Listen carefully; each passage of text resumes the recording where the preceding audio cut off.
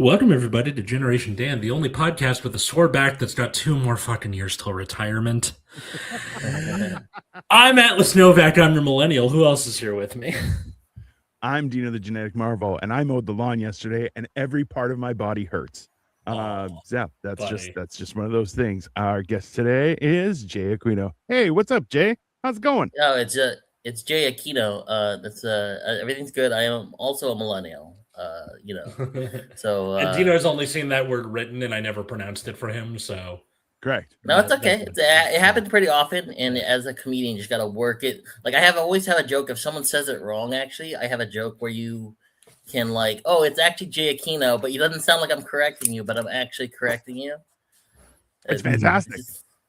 Yeah. See, I'm Greek, so I happily will just be like, oh yeah, I'll just go for it, no problem. Victoria says, "Good What's your afternoon, last name?" Victoria.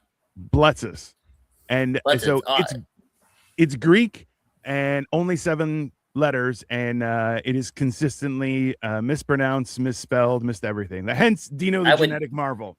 A lot easier. I would definitely mispronounce that. I'll be honest. Yeah. That's why I'm like, you know what? Hey, do your best. If I got it wrong, that's fine. Hey, I have a neighbor that I've had for probably 10 years, 8 years, who calls me Don. I don't know why he calls me Don. He goes, "Hey, Don." Now his kids call me Don. That's fine. Whatever, man.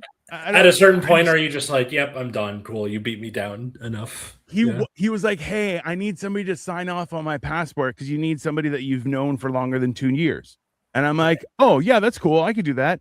And I forgot to look at his name too. So I filled out my name, and then I forgot what his name was. So at the same time, I don't know what his name is, and he calls me Don. Funny. Oh, it is what it is.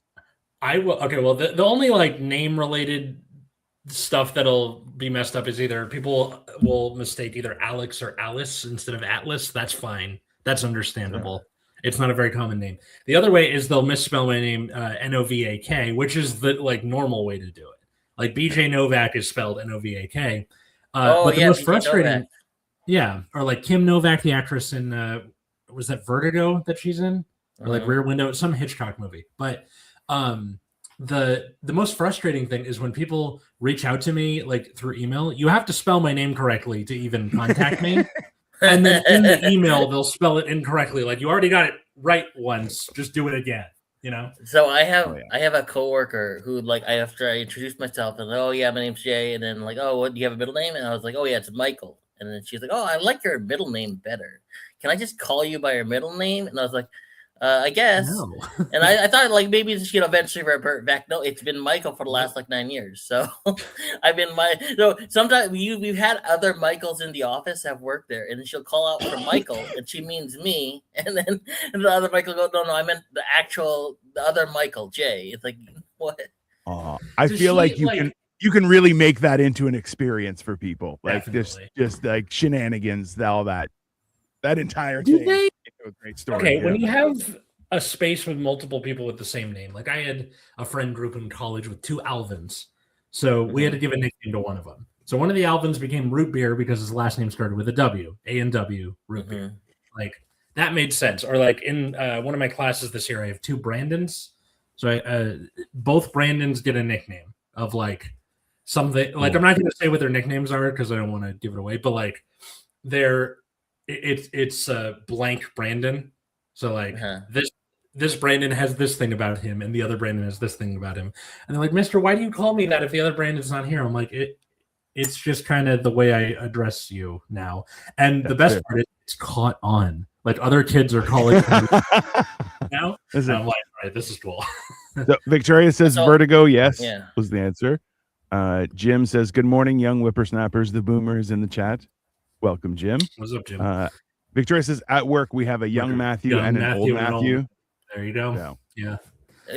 When I was growing up, there would always be, I think, 2 Johns and 2 Chris's. And I think there's a statistic. If you have 30 people in the same room, there's a chance they'll share the same name, just because of something because that's what a classroom size is. So you'll usually have 2 things. Mm-hmm. I'm a big basketball fan, actually, and the OKC Thunder, they have 2 players who are extremely good at basketball that both happen to be named Jalen Williams.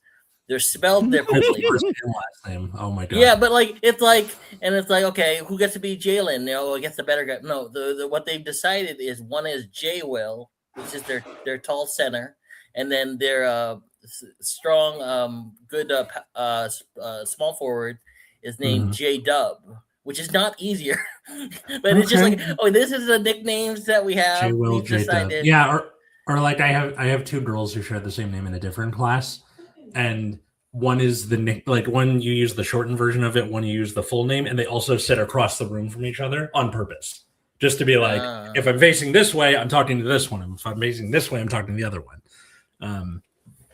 See, I don't have anyone that shares my name, and it's like, no, you don't. Weird, not unless there's some kind of general, like an ancient general or something. This is the funny thing is, like, I've told people, I'm like, so Dino isn't even my real name, it's just what I go by. And so I'm like, if you hear somebody in a mall go, Dino, it's me, they're looking for me. I am in the building and someone's looking for me. Okay. I'm like, now my real name is Constantine, which I've never gone by in my whole life. I'm like, if you hear somebody say that, then I'm fighting somebody, just so you know. That's how that's working out, right? But the thing is, I'm Greek. When I go to Greece, there's a lot of them there. Well, it's kind of like, I don't think it's like John, but it would be like, well, there's a bunch of popes named after you. There's a bunch of like Roman generals named after you. Like, but it trickles down. It trickles. So in Greek, my name is Konstantino. So there are people who will go by Konstantino. Some will go by Costa, and others will go by Dino. Now, the thing is, like, that's kind of like a decision that's made out of your control, and then everyone just calls you that. So your name on, legally is whatever, but that's what people call you. And so I'm like, if somebody says Dino, I would probably be like Mikey, I think would be like somebody who goes by Mikey would be the not Michael, not Mike, but Mikey. So I'm like, it's fairly unique, but there'll be Mikeys there, and some Mikes will just turn around for the fuck of it because they're dicks like that. Like, is your name the equivalent of like Anthony or Richard, where like there's a bunch of nicknames you can get out of it? Like, it's a very carve upable name. Anthony, Tony, that sort of thing, or like how Richard becomes Dick or Rick or that sort of thing. Like you have a bunch of different nicknames you can get from one. You could have been like Connie. If you really want. You're the second person in my entire life who has suggested Connie, and I was like, immediately, hey, don't say that. Don't ever say that. Don't think it. Never call me that. Inexistent. That's absolutely not. So Dino, do you have any kids? No. This is like a question that comes up as you get older,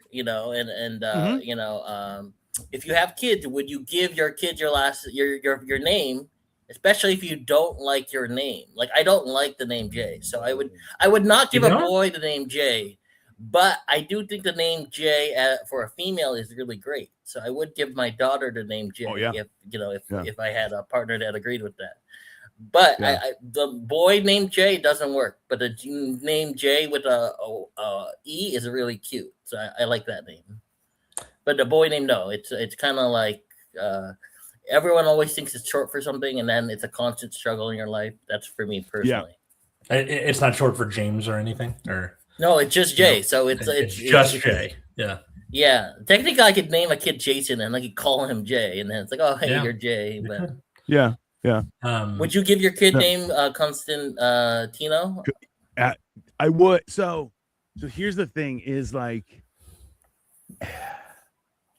I feel like there's like, so I used to have a real job and a real life, and I had like to fill out official paperwork because I was a fiduciary, and then like I also had to fill out additional work that was like, oh, I have a alias that I go by just so I could have the proper name bladens. Like, it was a whole thing, and I'm like, I'm basically a spy. So I'm like, honestly, I like the idea of how unique my name is. I wouldn't call them Dino, but I would name them Constantine. That would be, because I think Constantine is a great name, but also like it's unique enough that hell, my name's Constantine. I go by Stan. Who fuck cares? You could do whatever you want. Yeah, you could right? go by Stan. That's a good point. Yeah. Yeah. Like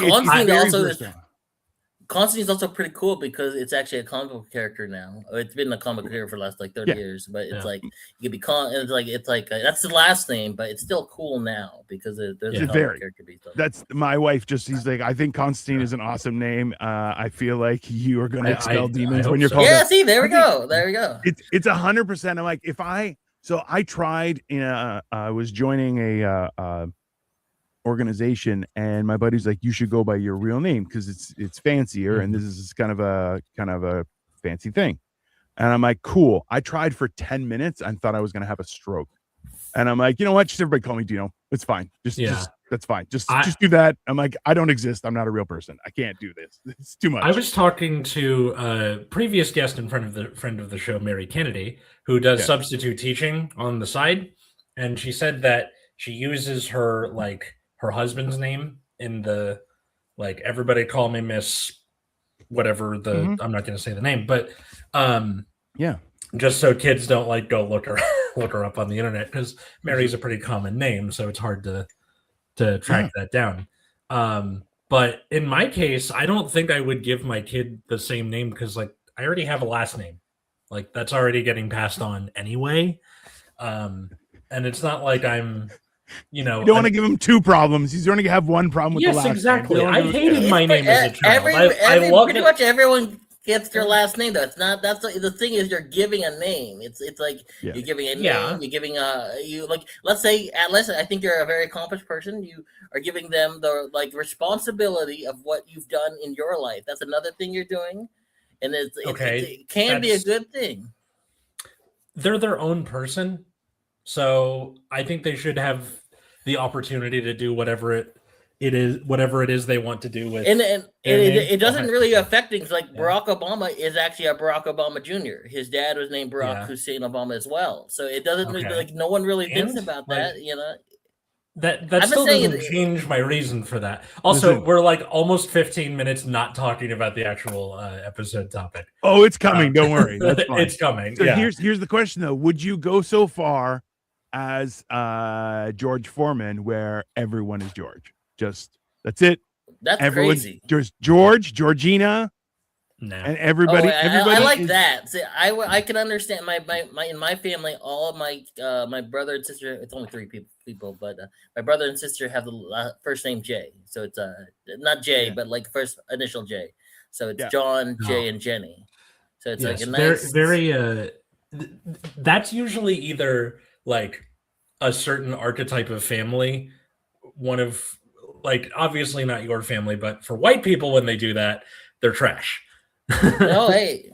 Yeah. Hey, we could be trash. There's Filipino trash too, you never know. Yeah. Well, but it's either that or if I really want to be arrogant, I could rhyming last name. Raiden, Jaden, Aiden, it just oh, that's a good. I like those. Yeah. If I really had a big ego, I could go my son's name Jason with a J, and then I could go, my daughter's name is Jamie, and then I have also another son named Jay, James, and it's is he arrogant? No, it's just all his kids happen to have the name Jay. It's crazy, No, I mean my sister and I's name happened to work up thematically because my name comes from Greek mythology, and my sister's name comes from Catcher in the Rye, Phoebe, because it's Holden's sister's name. But also Phoebe was a Titan in Greek mythology, so that linked up by accident, which was funny. Anyway, Burnout. No. Hey, this is the wild part about it is I grew up with a family friend where all of them their initials were ET, and I'm and it was so weird. So the kids were Eugene, Ellis, and Edwin, and I'm all right. And it was just it was such a weird kind of thing. And then they had a cousin who turned out to be a little bit crazy, and he didn't have that initial, and it was weird. His dad looked down on him. He's you don't even have the red initial. It was a whole fucking thing. It was great. That's weird to do a you are born under a bad sign, but they named you. We made your the thing where making fun of you for. There's such a huge science behind your name and everything, and then like, especially what was that called again? Nominative determinism or something like that. No idea. Yeah, or like your name determines what you become or who you are. Yeah, but that's a lot of people attach like the hardest part is to live your own life and not live according to whatever name you have or whoever you're named after, right? You just, I'm doing my own thing. Nothing wrong with that. The only reason I know that term is I was on a show with another previous guest and friend of the show, Nina Dicker, last night. And she was talking about nominative determinism. And she's like, if that's a thing, then I am screwed. So, yeah. Nina Dicker she's fantastic. That's in a literal sense. Absolutely. So, burnout. It's a problem with people our age or something. I don't know. I'm trying really hard for once. Listen, I think burnout is something that you have to experience in life, but also protect yourself against at all costs. Once you've done it once, hey, don't do that. It's not good for you. I can't do that anymore. Well, what I've always thought about it, it's very interesting because I think different generations and different workplaces have like different ways to go through burnout now. So like, maybe 20 years ago, you couldn't take what we call a mental health day or something like that. Yep. And it's also like the culture. I think I'm guilty of this, especially like right now. I've been for the last like 3 months, I've been working a little bit extra because one of my coworkers on leave, and I work in a small business, so it's not like we're gonna hire someone new. We had some other people step up, but I had to step in my role too. And my attitude was that while I was going through it, she just recently came back, which is great.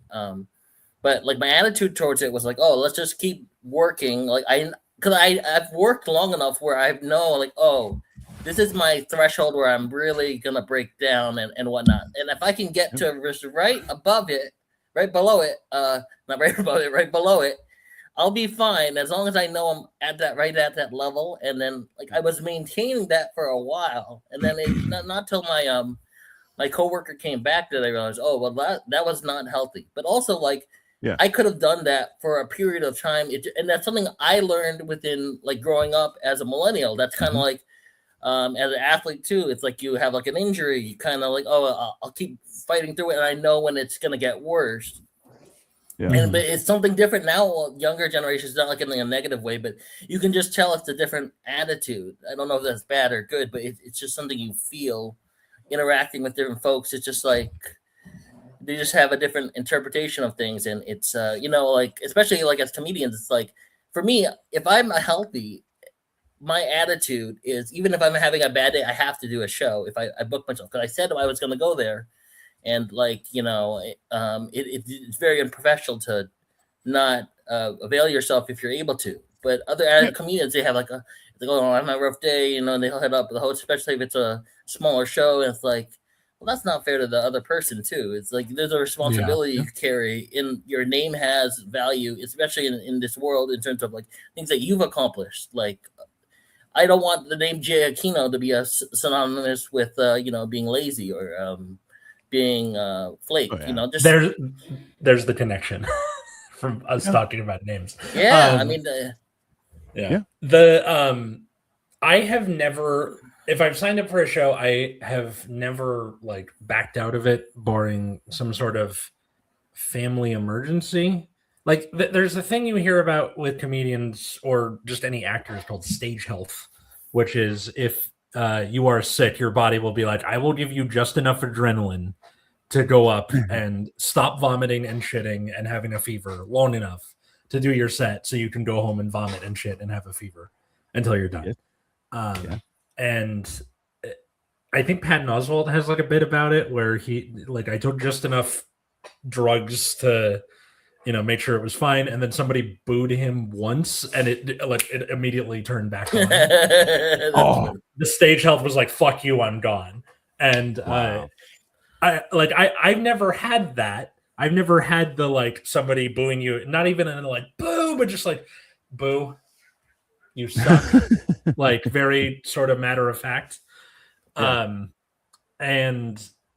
So yeah, I've never had to like skip a show before, but I also have imperiled myself because of it. Like I have this bit where I talk about doing a show and getting a little bit of a contact high because everyone's smoking weed and going to get some lemonade from the green room, and it turns out the lemonade has weed in it, and getting even more high by accident.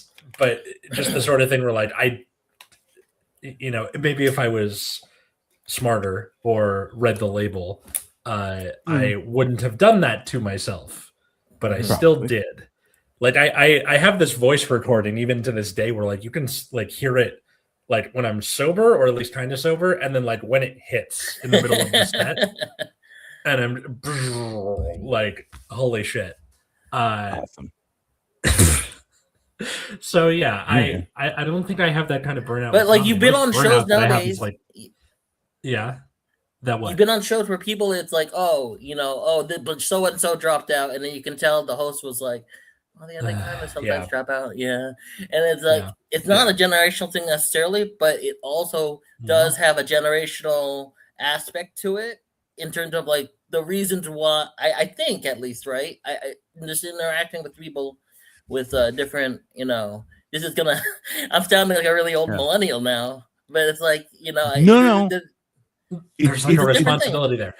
I'm running this show right now. Sorry, go ahead.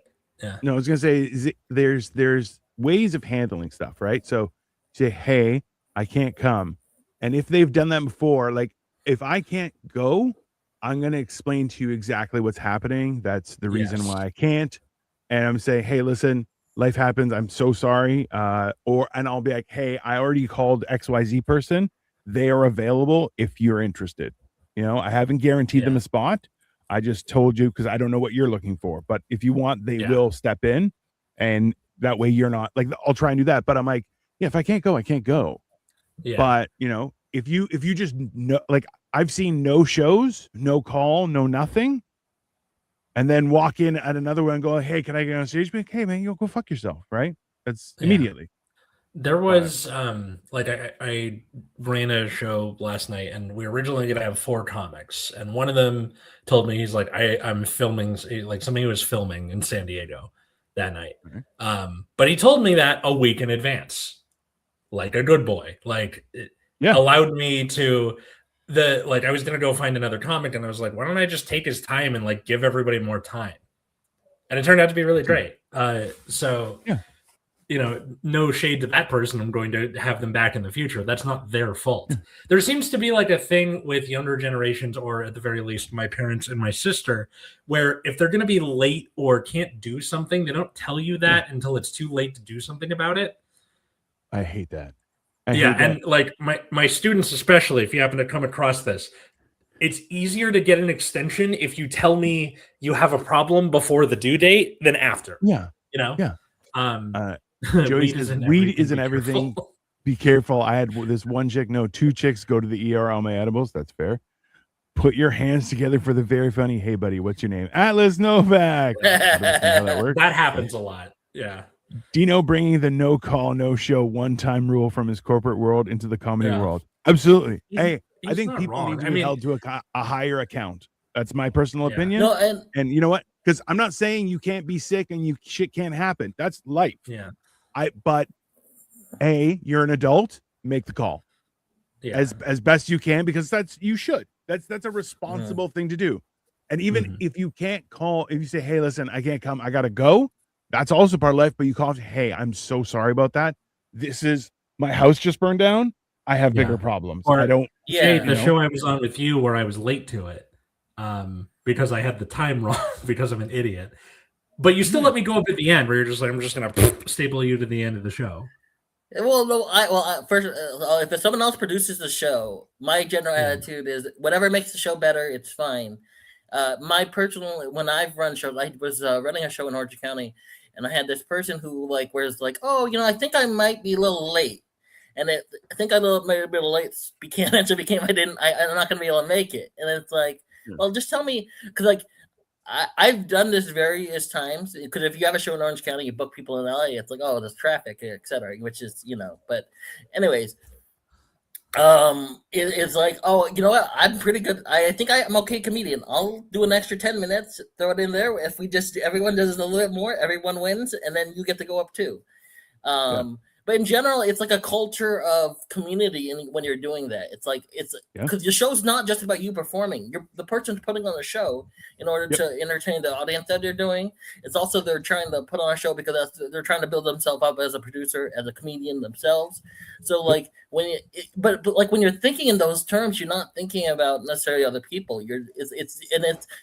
It depends on, like, I treat comedy, and this is like the comment was saying, it's like you gotta treat it like a workplace. It is a workplace, and like absolutely, like in a workplace, you just wouldn't do that. You understand that there's consequences to my actions, but like also if you treat comedy as like a frivolous hobby, it will remain a frivolous hobby. No one will ever, Yeah. Comedians almost always enjoy extra time. Yeah. Oh, this is 100%. That's like the worst thing I've ever had was where like people will try and put too many people on stage. You're like, hey man, save it for the next one. It's fine. But everyone's gonna do 3-minute sets. Are you out of your fucking mind? I'm not doing a 3-minute set. That's not. Listen, we're not fucking on stage on being live streamed here. Just relax. It's comedy. It's an open mic. Just calm down. After last night where it was like fewer comedians, more time. I like that a lot. And especially with LA comics where stage time is kind of at a premium unless you're producing your own show. Yeah. So that might be enticing for people to be like, hey, I'm running a show where you can do, either 30 or 45 minutes as the feature or headline. I used to do a show in not like run the show, but be featured on this show in Oceanside that unfortunately closed due to the pandemic. Shout out to Heather Zagoni wherever you are, because I haven't talked to you in like 6 years. But she used to run this show at a wine bar in Oceanside, and every 6 months she goes, yeah, you get 25 minutes, and the guy after you gets 55, and I do 10 at the beginning. And that's it. It's just the three of us. And it was always like kind of popping. And I love that. And I hate that for LA comics, you have to get a lot of your longer sets outside of the city. So if you want to come to Azusa, June 27th is the next one, the next Laugh and Sip. I'll save it for the end. Let's keep going. You had shameless plug on your bingo card. Boom. Hey, wait, do I have it on the bingo card? I hate when a comedian shows up for a later spot. Oh, I remember one guy kept on screwing me over at the first open mic I ever went to, and I would bring people because it was like, if you bring people, I'll put you on stage. And I'm like, cool.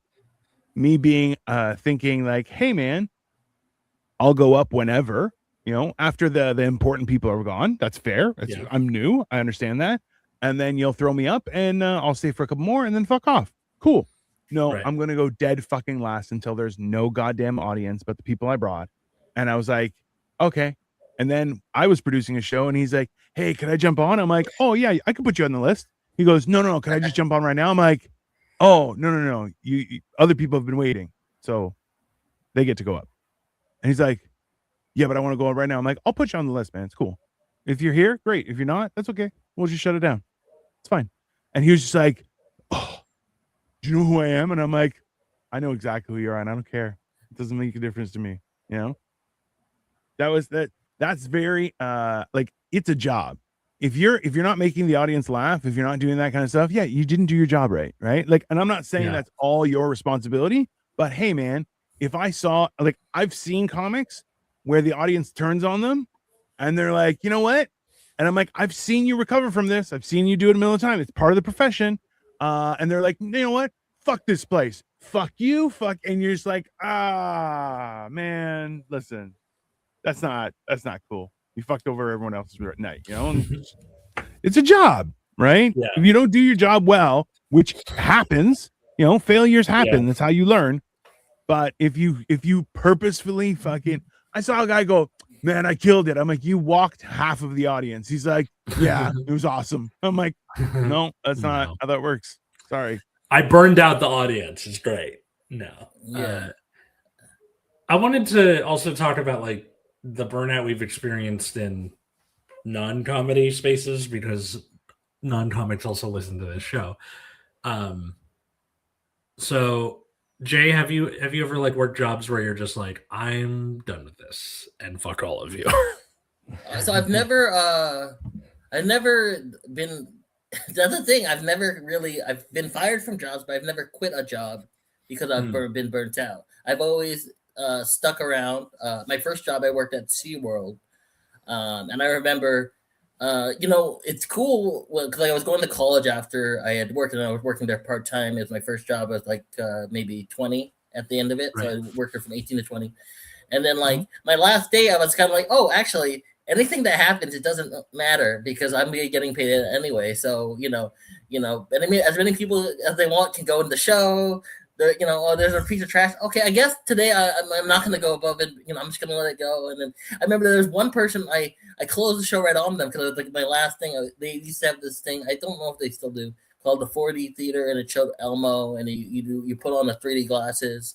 And then, like, I remember I closed the thing on a person because, like, I had to close it. You have to close it once the show's about to start. You can't have any more people. And there's always people rushing to get to the next show. And I closed it right in front of her. And then she was like, you know what? Let me get your name. I'm right up to your supervisor. Like, hey, here's my name. Here's my badge. You can write it all down and let them know, hey, this guy should never, ever work here ever again. And I guess that whatever that lady did worked out because I have not worked at SeaWorld in 16 years. So she won at the end. I love the idea of like you having the same energy as the guy who's like clearly going to come back and trash the office, where it's like, let me get your badge number. I'm telling your manager. Yep, here you go. I'm not even going to be in the land of the living. What? Nothing. No, going back to your point, I've always stuck it out at jobs for the most part. Yeah, I quit 2 jobs, but that's just because I had other jobs taking up more time, and I'm like, I need. They pay better. I gotta go. This has been great. I've enjoyed it. Like burnout. Yeah. The only thing I've quit due to burnout was I used to work at a dog groomer, and I'm not going to say the name of the dog groomer, but it was a guy and his mom who ran the place, and it had very like Oedipal overtones every day at work. It was a little weird. This was during my gap year between high school and college, and I was like, I will find something else. You guys are weirding me out. Bye.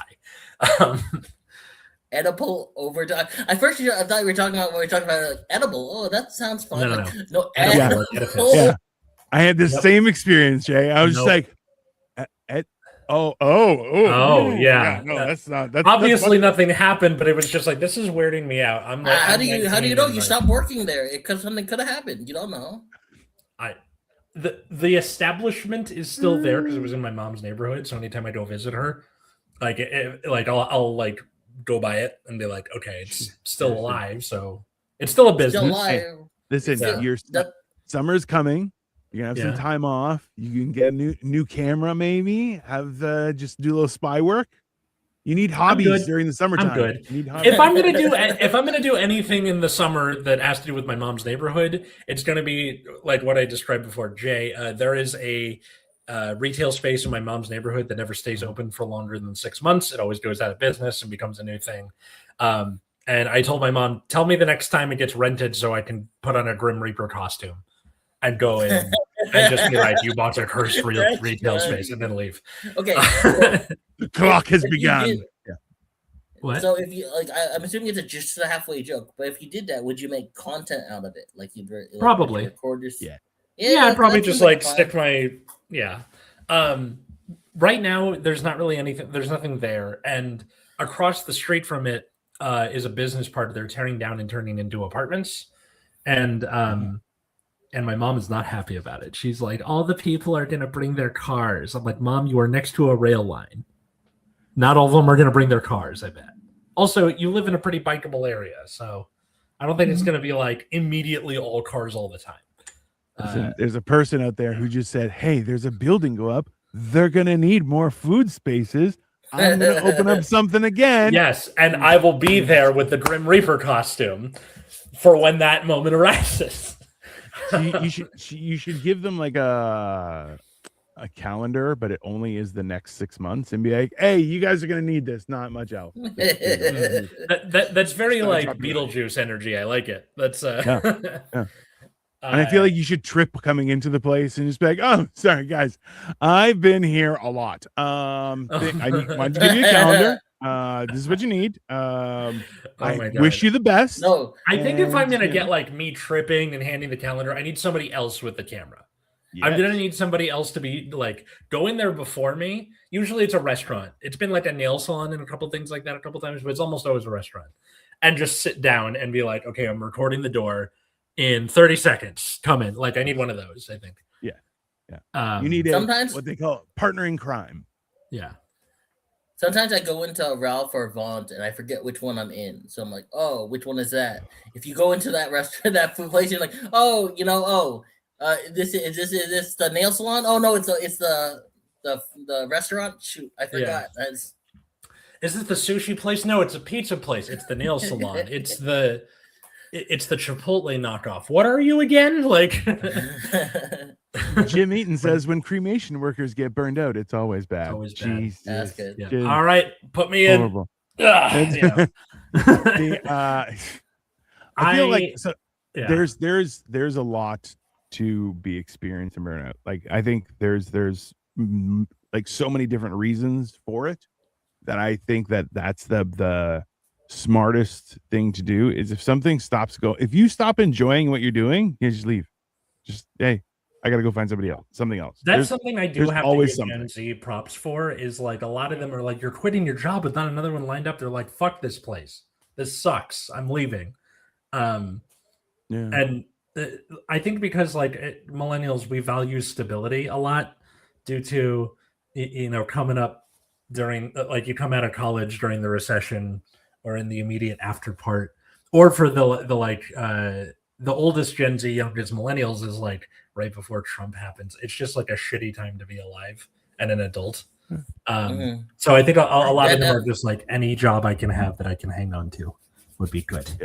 Yeah. Well, you're the last generation that thinks that if I just hold on to this as tight as possible, it's not going to collapse. Right. Yeah. Whereas the following generations are like, oh, I'm riding this shit like a slide at fucking Wonderland. Just I'm going. Okay. It's happening whether you like it or not. So you know what? I might as well enjoy myself. And I don't disagree with that. Right. That's one of the reasons, like, I hear a lot of stuff about like, okay, teaching causes a lot of burnout. And a lot of me is like, I know what it is I need to be doing. And it comes with really good health insurance, and there is a like trajectory I can be on, and I get summers off. Pretty great, actually.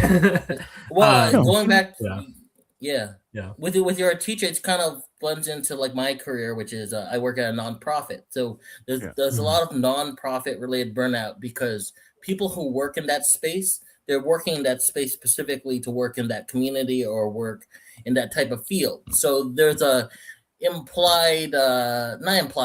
maybe sometimes it's inferred, level of I'm going to do a little bit extra because I care about the work that I'm doing. I think with teachers that happens often. My cousin's a teacher, and there's always, you can tell, she's doing a little bit extra for her kids. Like earlier this week, she was she's also my roommate. She was making crayon whales for the kids, like legit crayon. Yeah, it's a lot. That's a lot of extra work because like she bakes it all together and then it's in a mold, and that's not something you do if you just like if you just worked as an office manager. Not that I don't care about my job, obviously, but you wouldn't know. I'm gonna make everybody whale crayons for everyone I work with or all of my members I work with. Like, nah, that's not necessarily. Okay, but like, let's just say you did that for your coworkers and handed them out. Kind of legendary. Also, you're like, hey, I felt like everybody need these whale crayons. Take that with you as you will. Just take it as you do. Fine. One time I made lumpia for my coworkers, and I am not a cook. I just, I use a lot of YouTube. I made lumpia, and they would just ask about for it for like a good 5 years. Like, oh, Jay, by the way, have you thought about making lumpia anytime? I love the idea of like people who got Awesome. hired after you made lumpia who are like, hey, is he going to make the lumpia again? You weren't even here when he made it. Yeah, but it's legend. The legend.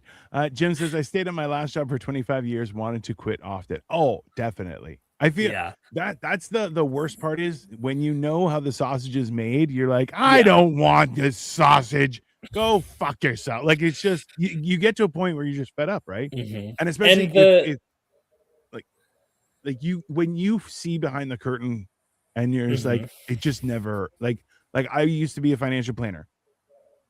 I saw behind the curtain many a times. And I was like, you know what? I just fell out of love with it. I'm like, you guys are all monsters. There's the whole lot of you, this whole system. You are all horrible people. I'm out, And it was, my life has been a roller coaster since, but I'll tell you, it's been fun. So, they're on. I love like I every couple days, like a couple times a week, I go eat lunch with this group of 3 teachers who have been teaching for at least 10 years apiece. So like one of them over 20. And I love just sitting there and watching them talk because they know how the sausage is made. They've been here. And especially they've been here through like multiple cycles of like, this is the new thing we're doing that they phase out after a year or something like that. I'm like, it kind of keeps me grounded where I'm like, you guys are in the midst of burnout. And I'm kind of just like, okay, this keeps me from getting too like dazzled by whatever it is that they're trying to have us do or have us teach or whatever. And they're just like, because the core. Go ahead. I was going to say the core of teaching remains the same, but there's always the administration that has an idea or the rules that you have to follow in terms of your district or whatever your body of governance is.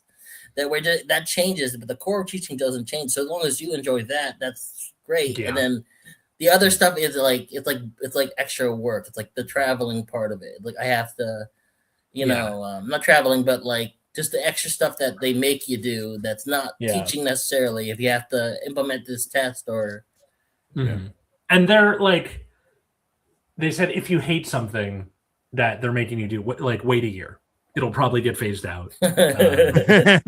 Which it kind of reminds me of like certain places in the US where you go there and you're like, if wow, it's looking rainy today, wait 5 minutes, it'll change. Like those people. But that's the weird thing where like you learn that working in a company or being a teacher, you're in an organization, you start to learn that you're like, oh, I'm going to do what I do.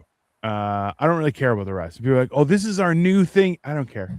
Just let me do my job. Let me do my job because I do it well. And that people hated me for that because I was successful. But also I was like, yeah, I'm successful, but also I'm, just doing my job. I don't do what your flavor of the month I could give a shit about, right? And that's why, like, for teachers will do stuff. They're like, I know this is going to benefit the education I'm trying to provide, so I'll sacrifice my time and invest it there. And you're going, yeah, that's a good thing to do, but you shouldn't have to fucking do that, right? That should be part of the job. Be like, hey, there's extra, petty cash for you to buy fucking crayons for the kids. God damn it. Like, it's great. Or this is the first year in my entire career that I'm teaching the same grade level from year to year.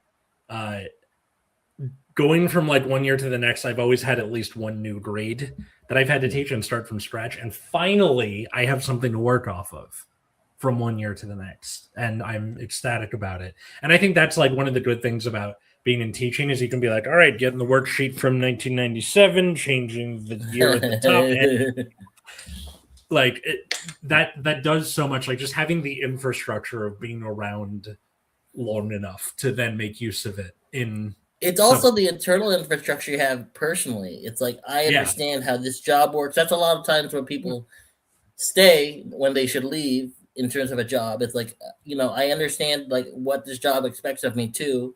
I understand, the parts where I can sort of devote less energy to it and not be dinged for it. But at the same time, this is the parts where I'm really passionate about. It's like that's also part of the thing of finding balance in terms, at least in my opinion, where it's you understand your rhythm, how you work with others. That's another thing about different workplaces. Like I would really I haven't been in this situation before, but I can't imagine quitting because I dislike someone unless they were my boss, because it's like letting someone win. But even then, it's just like as long as I do my job, it's not gonna affect me. And that's of course if you had like a negative experience where they interacted with it that was improper, that's different. But like all to say, it's like I think I don't necessarily I agree, Dino, in terms of like you should quit any job where it's not giving the same things as before. But at the same time, I think as adults we all have to be conscious of like there's ways that you have to be considerate of things, and like if you can't or if you need to work through it, there's a way that like here's how I work through this job. And like Atlas was talking about mental health support, or just having a support network in general of people, or having material for your stand-up. Like, and we here at Generation Dan are proponents of both doing stand-up comedy and going to therapy. It's like wiping your ass for your brain. Okay, I'm done. No, but the whole idea is like, hey, if something's going wrong at your work, you should speak up, talk to your manager, say, hey, I don't like the way this is working. This isn't working for me. This is causing problems or whatever. Like, you have to make effort to try and fix it. But if everyone's like, oh yeah, we don't care. And you're like, oh, but I this is really important to me. And they're like, yeah, no, we don't give a shit. You're like, oh yeah. If somebody will try and get everything from you, and like I've learned this over the years, that people will just try and get as much as they possibly can. And the problem is that's why you have to have those boundaries where you're like, this is my personal time. Just like I will say nothing positive about the French, but I will say that their work-life balance is beautiful. Okay. This is hey, it's August. I'm not working in August. You're like, oh, you're on vacation. You're like, no, it's August. No, I don't work. Nobody's working in August. Yeah. Everything's closed. Okay, that's how it works. Okay, I'm not. I also have 4 weeks vacation for the rest of the year. Yeah, it is. Stay at home. Enjoy yourself. One side tangent. Do you think hating the French is generational? Because I think growing up there was a lot of, I hate the French, and now I think different generations are like, hey, French, a lot of good things come from French fans. We have different reasons to hate the French. So, like, boomers hate the French because they gave up during World War II, even though the boomers didn't fight in World War II.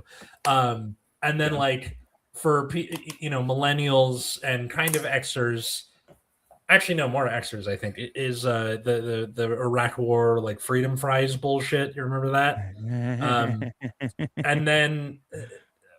What do millennials have to hate the French for? They're kind of douchebags. Okay, whatever. It's fine. It's like it goes down like a sort of. In his case, because he's Canadian, Quebec. That's the. I didn't even realize you're Canadian. Worse. Okay, it's worse. Okay, I have to put up with Quebecois, which is not French. Let's be very clear. They are some sort of pig French people that is not a real language. Okay. Number 2 is I'm Greek. Okay, we gave the universe democracy, and the French destroyed it. Listen, the French killed all their royalty and instituted French democracy, which is not like Greek democracy. Okay, the principles of French democracy are the exact same things democracy is fighting for today. Their shit don't work, and they're really hoity-toity, and I don't like it. Those are the 3 things. Okay. So you want a true republic as opposed to a representative democracy or something? Is that no? So Greece created democracy where every vote counted of the populace, to the point where they would do things like a collective fuck off. In other words, everyone leaves the city, and the politicians are abandoned to do. Hey, either you go or we go. We'll leave first. Give you time to pack, and you can fuck off. Right? There are people. The idea of banishing people into the wilderness is a great thing to do. Okay. I don't know why people don't realize this. You're like, hey, listen, you're such an asshole. You just gotta leave. I don't want you part to of a different community. Sometimes you can get banished and you didn't do anything wrong. I'll just say that. You know, hey, I went through my first divorce. I lost my family, I lost my friends, I lost my religion, I lost everything. It was all gone. And I was like, well, I'm still here. So I'm just gonna go do stuff. No problem, right? But that's if that happens, I am okay with, hey, I don't want anything bad to happen to you, but whatever's going to happen to you is just going to happen somewhere else because you can't be here. You got to go. Yeah. You know, the thing that you were talking about where like the workers all leave the city, that continued on into Roman times. I forget the name of what it was called, but it was just like, okay, we're leaving. Bye. Good luck. And it's a general strike. And that's awesome. Oh, it's the equivalent of a general strike. Yeah. Yeah. Because they all fuck off and they're like, okay, you figure it out. Good luck. They don't know how to. Like, listen, the idea of like, there are certain principles that work, right? Like healthcare should not be profitable, right? It should be very well funded, not profitable. Education, again, should be well funded, should not be profitable. Because these are services, not businesses. Right. And also, USPS. Look, being a politician is a public service. It is not a career. I'm sorry. Yeah. And being a lawyer does not qualify you to be anything. Not even a lawyer. Just so you know, becoming a lawyer doesn't qualify you to actually be a lawyer either. So being a lawyer, that just sucks. I was going through my dad's ballot with him because he has Parkinson's, so writing is kind of a problem.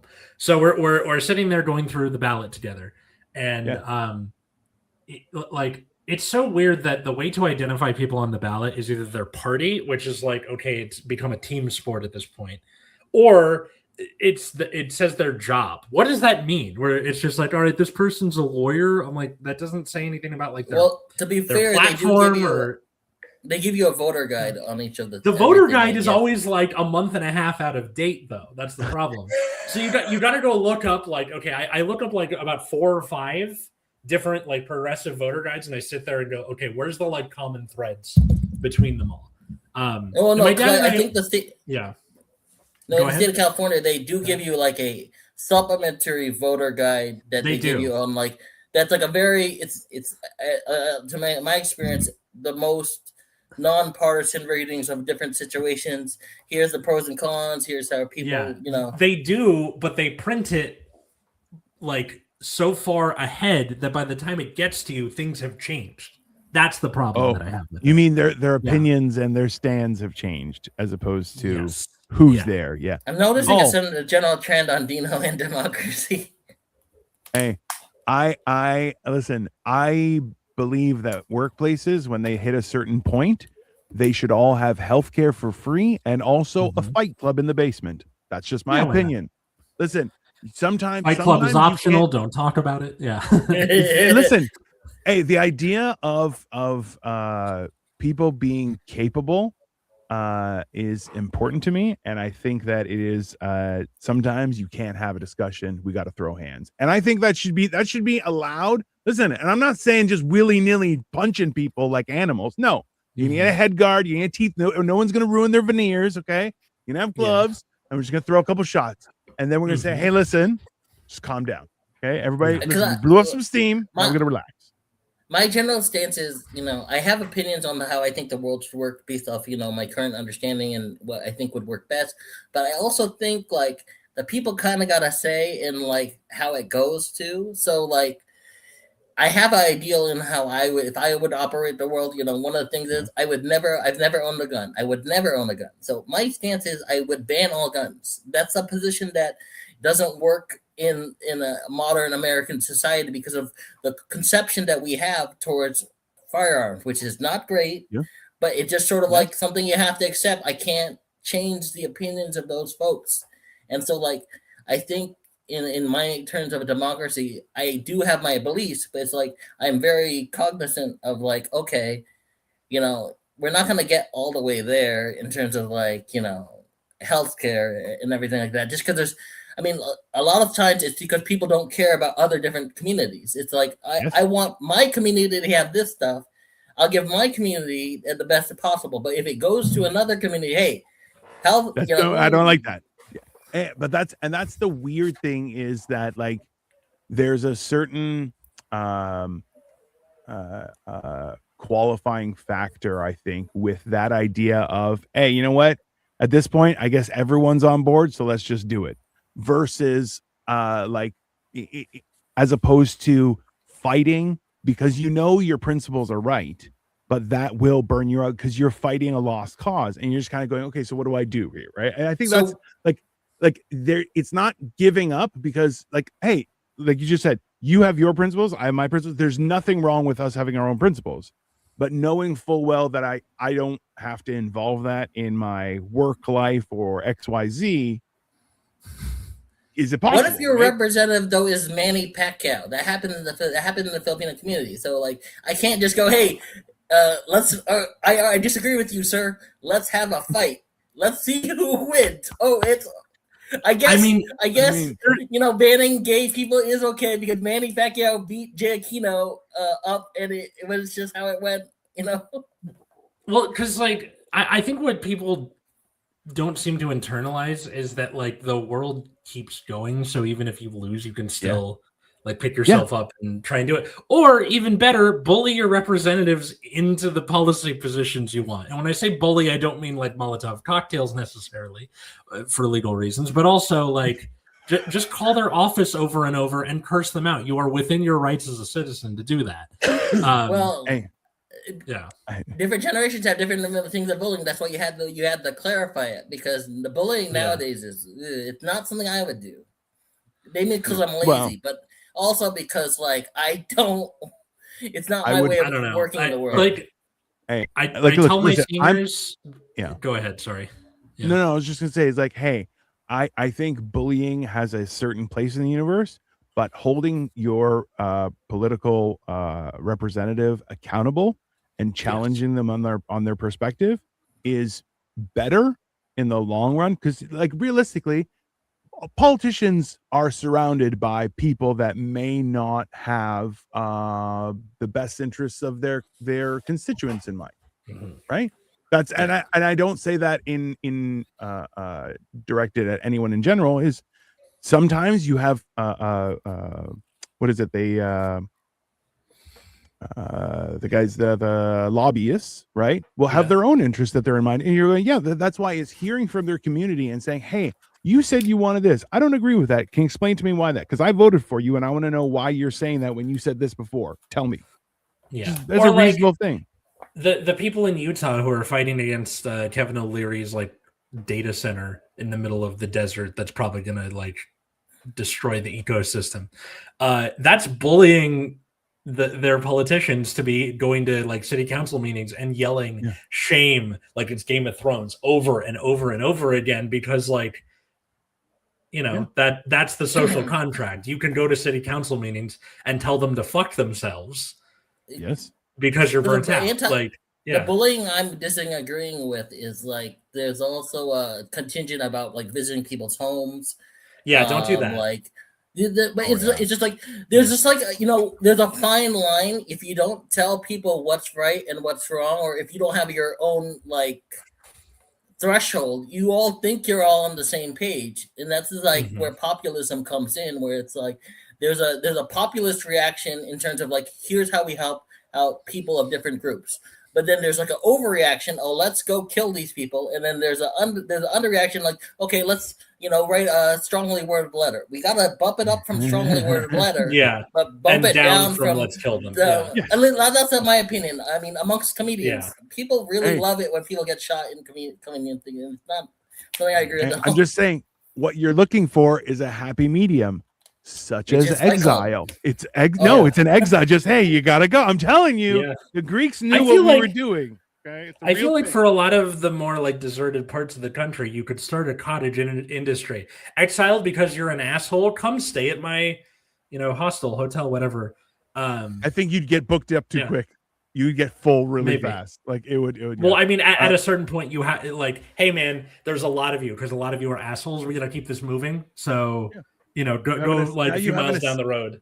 Yeah. Technically, what you have to create is a disassembly line for assholes. That's what you're doing. That's to try and become one with nature and then never talk to anyone again. So Victoria says, no guns. Guess we're all going into combat training with archery and martial arts. I mean, yeah. Probably for the best, Victoria. We have antiseptic now. It's not going to end up like Richard the Lionheart. My gun policy is based off of my policy. I don't like getting shot. That's only my policy. So understandable. I don't get... Can I offer in exchange for your I don't want to get shot is gun training and a vest.